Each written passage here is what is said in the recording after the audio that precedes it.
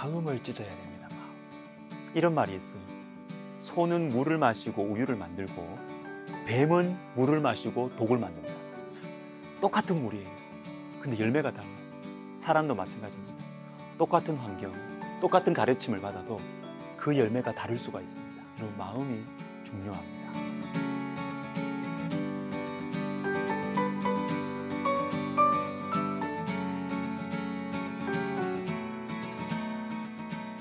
오늘 본문은 하나님께로 돌아오라고 하시고 앞에서는 여호와의 날, 심판의 날에 대해서 말씀하셨는데 이제는 그날이 임하지 않도록 하나님께로 돌아오라고 하십니다. 그럼 어떻게 돌아갈까요? 마음을 찢어야 돼요. 2장 13절을 보시면 너희는 옷을 찢지 말고 마음을 찢고 너희 하나님 여호와께로 돌아올지어다. 성경에서 회개의 표현으로 대표적인 것이 옷을 찢는 것입니다. 옷을. 그 당시는 옷 한 벌이 매우 귀했어요.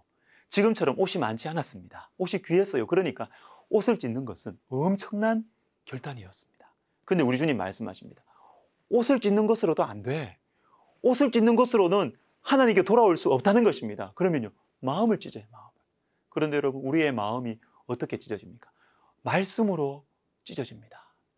시편 51편 17절에 이 비슷한 말씀, 상한 심령이라는 말씀이 나오죠. 하나님께서 구하시는 제사는 상한 심령이라. 하나님이여 상하고 통회하는 마음을 주께서 멸시하지 아니하시리이다. 여러분, 이 상한 심령이 며칠 전에도 우리가 본 적이 있지만 이게 말씀에 부서진 마음이에요.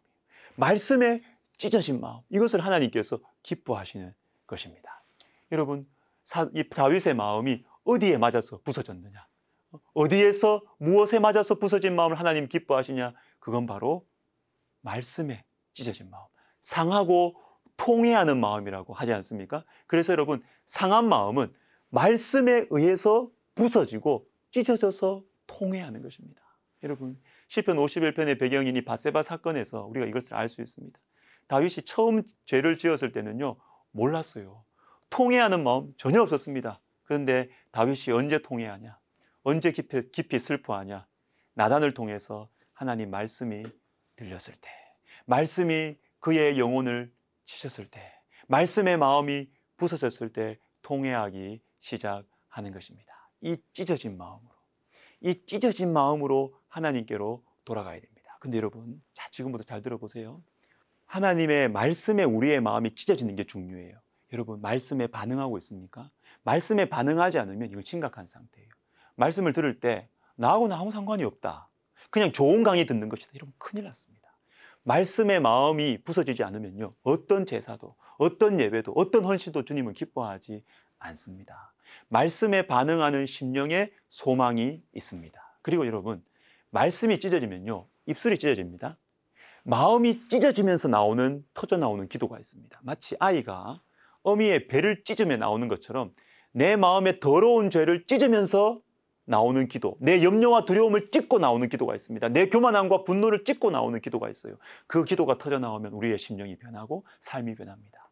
이 찢어지는 기도가 흘러나올 때 막혔던 하나님과의 관계가 활짝 열립니다. 이것이 시온의 대로죠. 시편 84편 5절에 주께 힘을 얻고 그 마음에 시온의 대로가 있는 자는 복이 있나이다.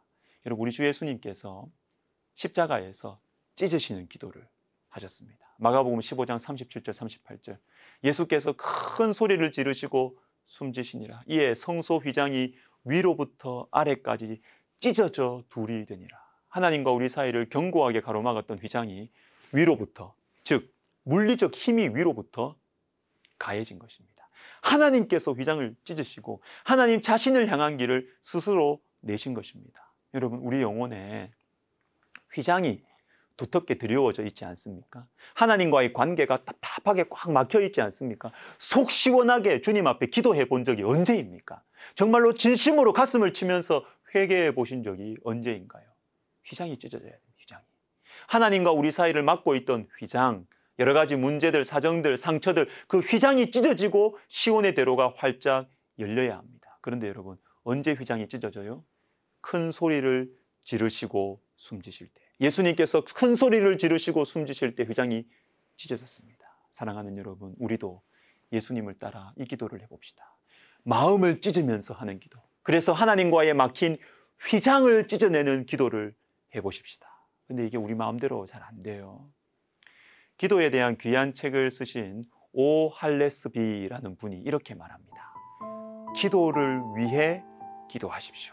참 멋있는 말. 기도를 위해 기도하십시오. 여러분, 기도 우리 마음대로 할 수 있는 게 아니에요. 기도를 위해 기도하십시오. 기도하게 해달라고, 기도를 인도해달라고, 특별히 마음을 찢는 기도, 휘장을 찢는 기도를 하게 해달라고 기도를 위해 기도하시는 오늘 그리고 이번 한 주가 되었으면 좋겠습니다. 기도하겠습니다.